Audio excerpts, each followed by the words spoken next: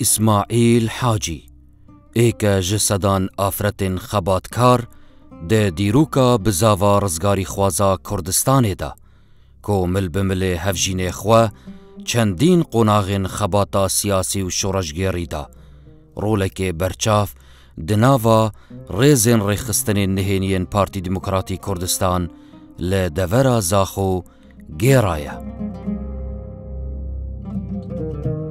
هرج سردم شورشا ایلول حتی کودگهیتا سیدار دانه لسال 1987 و آفرتا شورشگیر همی جیه خوا ترخان کرن جبو خباتا خلق کردستانه دجی ظلم و زورداریا داگیر کران ین رژیمن ایک لدیف ایک ین عراقه مالا شهید قمری کشوان مالبات دیرین زاخونه هر دم بو کردینیه خو آماده کرنیا که ابرو پتر رول آفرتا کردت ناو جواک مدد دیار بد ئافرەتانی کورد ڕۆڵێکی دیاری و کارگەریان هەبووە لە نێو لاپەڕەکانی بزوتنەوەی ڕزگاری خوازی لە باشووری کوردستان چ بە شێوازێکی ڕاستەوخۆ ڕۆڵیان لە نێو ڕێخستنە سیاسیەکانی پارتە کوردستانی و عراقیەکان یاخود لە نێو ڕێکخراوە پیشەوی جەماوەڕێکان و هەروەها هەندێک جار بە شێوازێکی ڕاستەوخۆ بەشداریان کردووە لە خەباتی چەکداری و چەکیان هەڵگرتووە.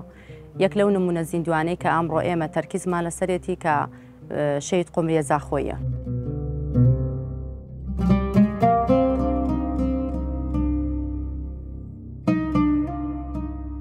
قمری إسماعيل حاجي لسالا 1937 لباجر زاخو هاتیه سر دنیای دناوا مالباتک نشتیمان پرور جاوین خوا گش کرنه بجیانه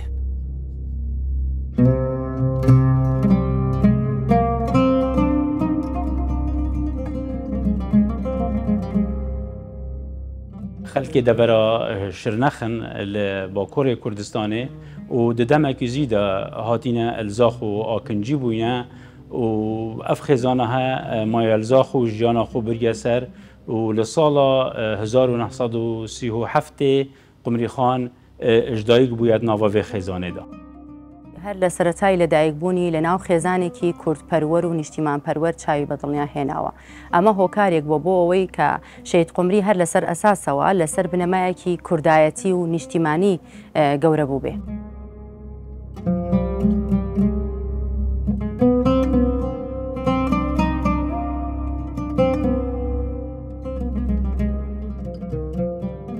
قمری ادجیەک بچیکدا قورآنا پیروس ادخینە اف ایکەژی ادبیتە دەواازەیەک بۆ فێربوونا خوێندن و نویسین و ڕۆشنبیری و ڕوشنهزیاوێ. 4-5 سالیه دا قمری خان فێری خواندن و نویسینێ دەبێت پڕێکا خواندنە قورآنا پیرۆز و ناوەوێ خێزانی دا پەروەردە دەبێت و چاوەوێ پتر بۆ ژیانێ دێتەوەکردن. لە کۆمەڵگەی کوردیدا ئاستی خوێندن و خوێندەواری لە ئاستێکی زۆر لاواز و خراپدا بووە. بۆیە شەید قومری لە ڕێگەی خوێندنەوە و فێربوونی قورئانی پیرۆزەوە توانیوێتی پەرە بە خوێندن و نووسین و ئاستی هۆشیاری و ڕۆشنبیری خۆی بدات.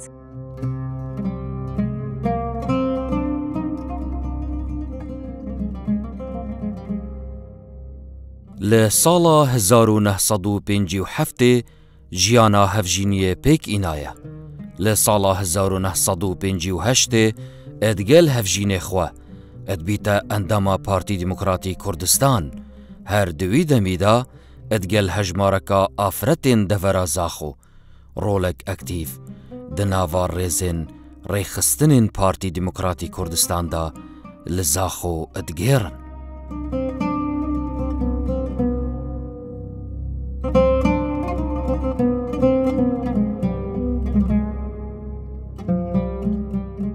سال 1957 قمری خان ژیان هەڤژینێت گەل بابێ من عەبدولعەزیزی پێک ئینایە و هەر هەمان دەمیدا لێ فترێ بابێ من ئەندامێت پارتی دیموکراتی کوردستان بوو.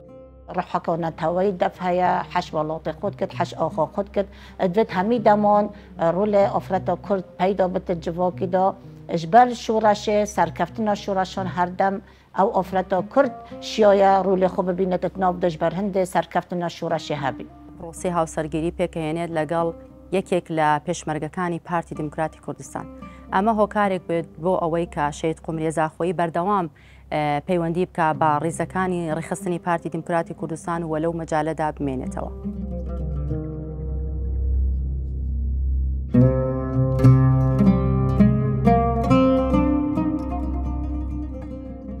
لە ساڵا 1961 ئەدگەل خێزانەخوا ئەدگەهنە دەڤەرێن ڕزگارکری یەن ژێر دەستهەڵاتە پێشمەرگەی لە دەمێ دەستپێکردنا شۆڕەشا ئەیلولا مەزن بڕێبەراتیا بارزانیە نەمر لە گوندێ بەرکەڤرێ لە ڕۆژ هەلاتە زاخۆ ئاکنجی دەبن. جبرکو لوی دەمی دەڤەرە زاخۆ نە استیقرار بوو ئەو خێزانە خۆ خۆ پارێزن چن گوندێ بەرکەڤرێ دەڤەرە زاخۆ وێرێت جیانە خود بنەسەر. ئەو گوندێ دووروبەرێت زاخۆ پتریە وان هەمی ڕێزگارکری بوون و ئەدبن دەستەڵاتە پێشمەرگی کوردستانیدا بوو. ئافرەتە کورد دەمێ شوڕەشەدا ڕوولەکی بەرچاو هەبی. ji ber hindê heman deman me jî hêzekişt boî wextî me wergirt piştî damezrandina Eketiya Afretên Kurdistanê serdestê bavê rohî sala 52 afretê rolek mezin et nav şûreşê de hebî. لە سەردەمی دروستبوون و بەرپابوونی شۆڕشی مەزنی ئەیلول بە ڕابەرایەتی ڕێبەری بزوتنەوەی ڕزگاری خوازی گەلەی کورد مستەفا بەرزانی شەید قومری زاخۆیی لەگەڵ هاوسەرەکەی پەیوەندی دەکەن بە ناوچە ئازادکراوەکانی شۆڕش و هەروەها ڕۆڵێکی دیار و کاریگەری دەبێت لە یارمەتیدان و سەرکەوتنی شۆڕش لە باشووری کوردستان.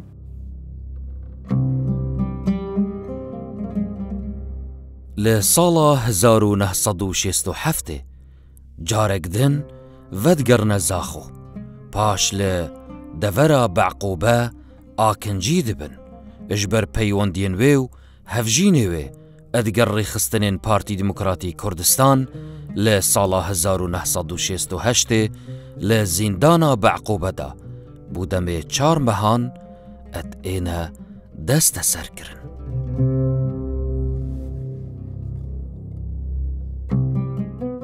قمری خان دیسا دگەل هەڤژینێ خۆ هات نەگرتن سەر دەستێ ڕژێماوی دەمی بۆ ماوەی 4 مەها و پشتی بەیانە 11 ئادارێ هاتنە ئازادکردن. شەید قومری زاخۆیی لە ساڵی 1960 لەلایەن هێزەکانی حکوومەتی عێراقەوە لەلایەن هێزەکانی ڕژێمی بەعسەوە دوور دەخرێتەوە بەرەو شاری بەعقوبە لەوێ نیشتەجێ دەبێت. بەڵام دوای ماوەیەک بە بیانووی پەیوەندی خێزانی شەید قومری زاخۆیی بە هێزەکانی پێشمەرگەی کوردستانەوە بۆ ماوەی 4 مانگ لە شاری بەعقوبە زیندان دەبێت. ji ber hindê ew cireta şehîd Qumrî daya xwe hatî beşdarî û intimaa xwe bi hizba xwe diyar kir hizbeka netewayî çimku hizba me ya mezin rolekê bi afreta Kurd daye ciretek peyda bîye li dev şiya xwe intîma kir bi vê hizbê.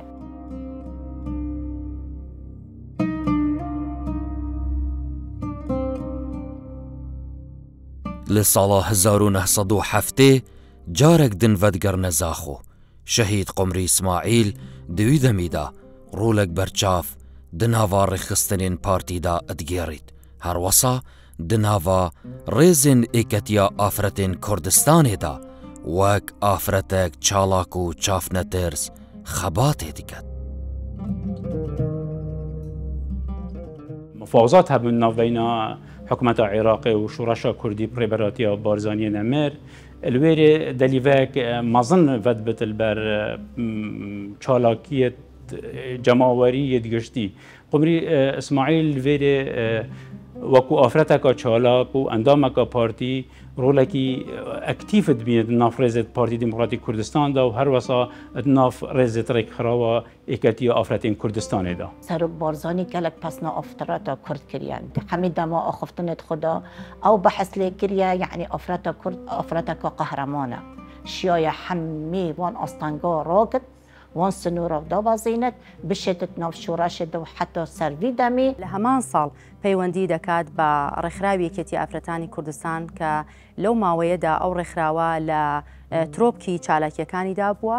ئەوە بوو یەکەمین کۆنگری ئەو ڕێکخراوە لەو ساڵەدا بەسرا شەید قومریە زاخۆیی ڕۆڵێکی دیاری هەبووە لە نێو ڕیزەکانی ئەو ڕێکخراوە و لە ڕاکێشانی ژمارەیەکی زۆر لە ئەندامان بۆ نێو ئەو ڕێکخراوە. لە ساڵە 1975 ئەدگەل هەڤژینێخوا ئاوارێ ئیرانێ دەبن.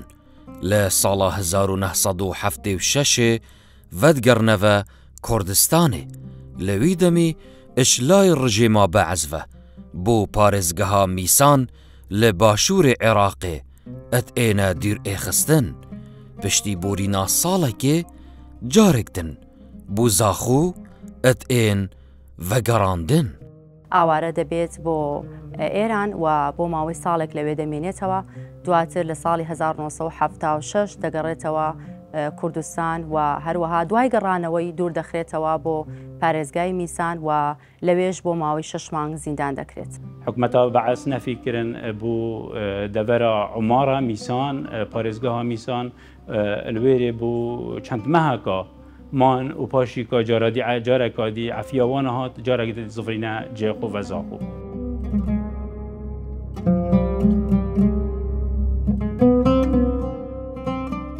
لە دەستپێکە ساڵە 1970 ئەدگەل هەڤژینێخوا و کوڕێخوا شەعبان هەژمارەکە شۆڕەشگێرن ڕێکخراوە ڕێخستنا نهێنیا پارتی دموکراتی کوردستان بناوێ باوەر لە زاخۆ دات مەزرینن و vê ڕێکخراوێ چەندین چاڵاکێن شۆڕەشگێڕی لە زاخۆ دەرڤەی زاخۆ ئەنجام داینە.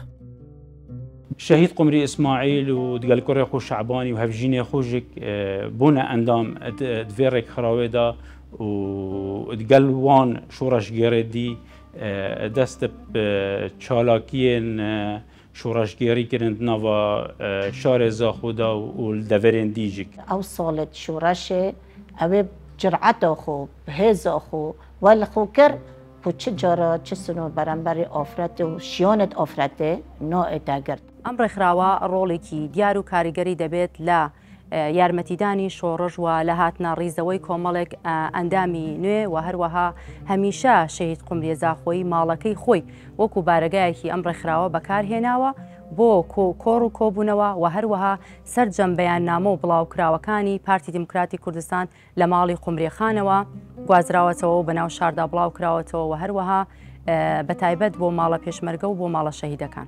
ژبەرک و ئافرەت بۆ شیا پسانەهی ڤەگوهاستنێ بکرێت ناو باژێریدا و حتا دەرڤەی زاخۆژێک بۆ پارێزگەهێندی ژبەرک و کەسێکی نەشیە یعنی شکێژێ بێت گەلک جارە قومریخانێ بەیاننامە و بەلاڤۆکێت پارتی دموکراتی کوردستان بەلاڤتکردن و گەهاندنە جهێت پێویست هەکو ئافرەتێکی بشێت تەقەمەنیەت سەروی دەمی بێت جهەکێ ڤەشێرت و پشتی هەنگێ بشێت بڕێکت نەهێنی بگەهینتە دەستیوان پێشمەرگە حتا شوڕەش بسەر بکەوێت و نۆمۆ ملەتێ کورد بسەر بکەوێت ئەوە جرعەتەکە مازنە شەهید قومری دایەخۆ دوێت چ جارە نای تەژبیر کرد. هەمیشە بەیاننامە و بڵاوکراوەی حەزب و هەروەها ئاگاداریەکانی حەزب لە ماڵی شەهید قومریەخانەوە گوازراوەتەوە بۆ دەرەوەی ماڵی خۆیان بۆ بەتایبەتی بۆ ئەو ماڵانەی کە ئەندام و سەر بە ڕێخستنەکانی پارتی دموکراتی کوردستانە. بەهۆی ئەو ڕۆڵە کاریگەری کە شەهید قومریە زاخۆی هەیبووە ئەمە بۆتە هۆی ئەوەی کە بەردەوام ڕژێمی بەعز چاوی لەسەر شەهید قومریە زاخۆیی بێ و چەندین جار دەستگیر کراوە.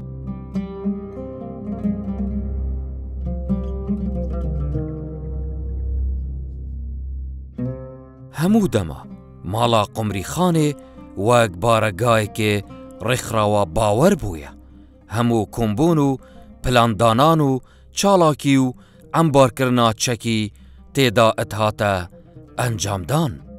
ئیشی ئەم ڕێکخراوە ئەوە بووە کە بەیاننامە و بڵاوکراوەکانی حزب و وەکو ئاگادارکردنەوە بۆ بەسەر دابشکردنی بەسەر لایەنگرانی حزب و هەروەها چاودێریکردنی دەستگا ئەمنیەکانی ڕژێمی بەعز و هەروەها لە کۆتاییدا کە دەبینین چالاکیێکی گرنگ ئەنجام دەدەن ئەم ڕێکخراوە هێرش دەکەنە سەر بارەگە ئەمنیەکانی حکوومەتی عێراق.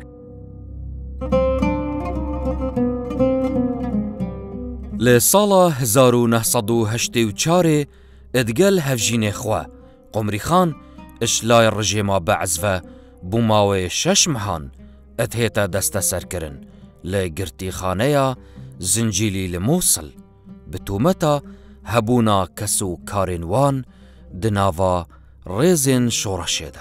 دایکا من و باب من هاتنا گرتن جلای رژیما بعض و جارکادی جبركو تاوانا كل سروانا هبو كو مروفت وانا خلق كسو كارت نزيكت وانا النافرزين شوراشنا الويري قمري خان و هفجيني ودي ساجزاخو هاتنا وگو هستن بو ميسل چند كمان و پاشی که جارکادی هاتنا آزاد کرد. اما بۆتە هۆی ئەوەی کە بەردەوام ڕژێمی بەعز کاردانەوەی هەبێ بەرامبەر بە خەباتی ئەم ئافرەتە بەردەوام ڕاوەدونان و گرتن و سجنکردن و ئازار و ئەشکەنجەدانی هەبێ بەرامبەر بۆ ئافرەتە لە ئەنجامدا چەندین جار ئەم ئافرەتە دووچاری سجنکردن بووتەوە لە چەندین ناوچەی جیاواز و لەو قۆناغەدا لە ساڵی 1984 لەگەڵ هاوسەرەکەی لە شاری مووسڵ دێنە دەزگیرکردن و بۆ ماوەی 6 مانگ لە زیندان دەمێننەوە.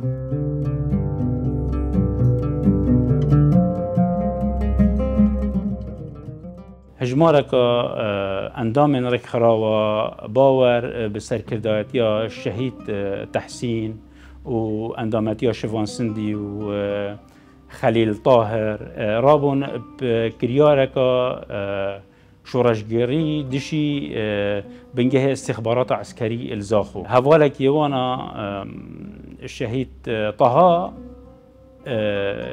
بریندار دەبیت. دوای ئاشکرابوونی ئەو چالاکیانەی کە ئەنجامی داوە بە تایبەتی کە ڕژێمی بەعز لە یەکێک لە بەڵگەنامە نهێنیەکاندا کە خۆشبەختانە بەدەستمان کەوتون ئاماژە بەوە دەکات بە موجرمە ناوی شێت قومرێ زاخۆی ئەهێنێ. ئەمە ئەگەر بێت ئەو بەڵگەنامەی ڕژێمی بەعز تەماشا بکەی ئەوەت بۆ دەرەکەوێت کە چەندە ڕژێمی بەعز ترسی هەبووە لە توانای ئەم ئافرەتە. بۆیە بە مجرمە ناوی دەهێنێ خۆی لە خۆیە ناوهێنانی ئەم وشەیە بەرامبەر بە ئەم ئافرەتە ئازایەتی و قارەمانەتی ئەم ئافرەتە دەرەخات.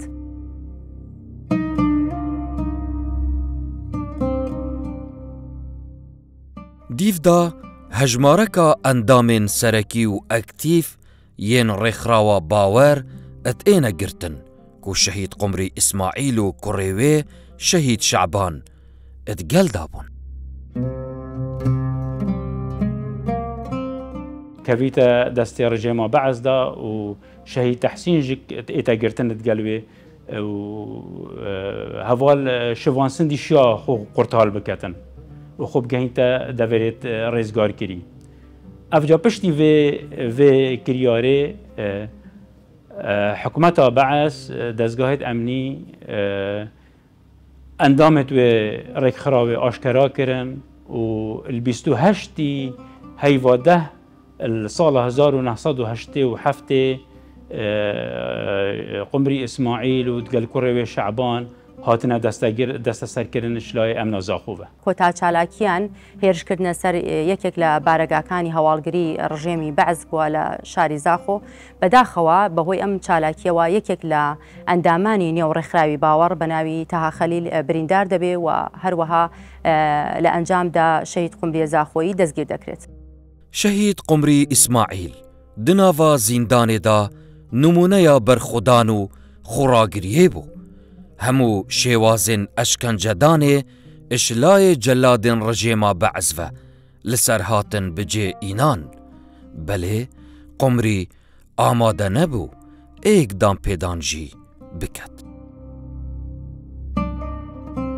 خێزانەوەی هەمی هات نەگرتنێ پێک بە بکەچ و کوڕ پێک بە هەمی عایلە هات نەگرتنێ و یا خێزانە دیژک ئەوێت گەڕێک خراوێ خێزانێت وان هەمی هات نەدەستە سەرکردن هەچیە چووی گەشتی پێشمەرگەیژی کە هەر خێزانێت وان هات نەگرتن و خانیێت وانە هات نەکاولکردن ئێک جاری شەفەرە هاتن خانیێت وان هەمی خراپکردن و خێزانێت وانەژک بوو حتا کوڕێ شعبانی 4 هەیوی بیت سجنێڤە يعني الويرة معظم بالسجنة بو حتى هشت هيفا همي مانت سجنة سجنة زاخ ودهوكي وميسل قمري خان پیام افراد کرد گهان دوان و همی جهانه تایبەتی یعنی چەند هاتە ئەشکانجاندان و چەند جارا وەلا قمری خانێ هاتیەکردن کو ئەڤرۆ پتر ئەو اعتراف بتشتێکی بەرەمبەر ئاخۆ خوب کرد ئەوێ پەیام گەهاندە هەمی جیهانێ کو ئافرەتا کورد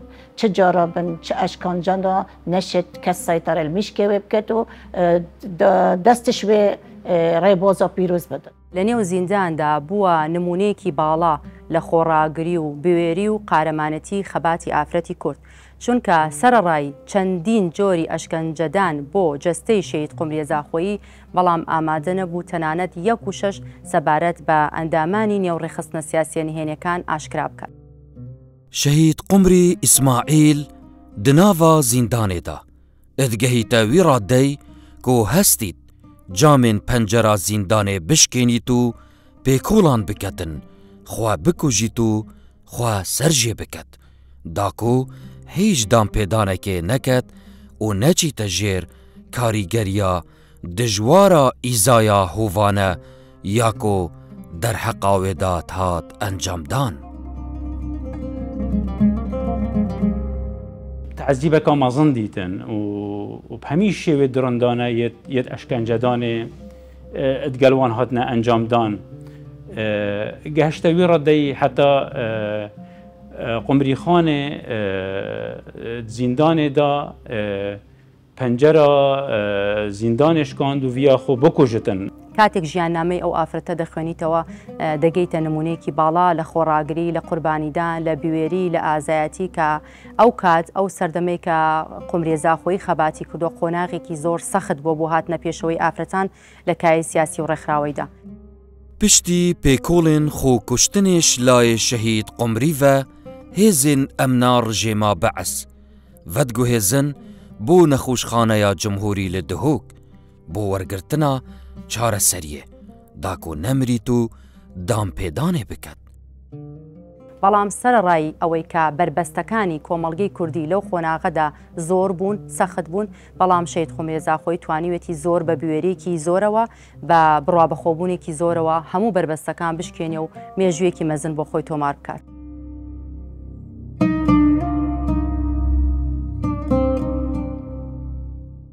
لە ڕۆژە دەهێ کانونا ئێکێ یا ساڵە 1970 شەهید قمری ئیسماعیل حاجی لێ بارەگایە ئەمنا دهۆک ئەت ئێتە سێدارەدان ئەدگەل کوڕێخوا شعبان.